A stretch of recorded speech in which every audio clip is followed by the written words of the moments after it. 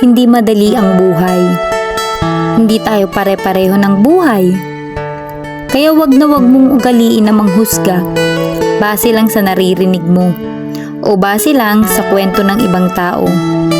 Hindi tayo pare-pareho ng pinagdadaanan sa buhay. Kaya wag na wag mong huhusgahan yung mga tao na naa-achieve yung mga bagay na gusto nila. Dahil deserve nila yun.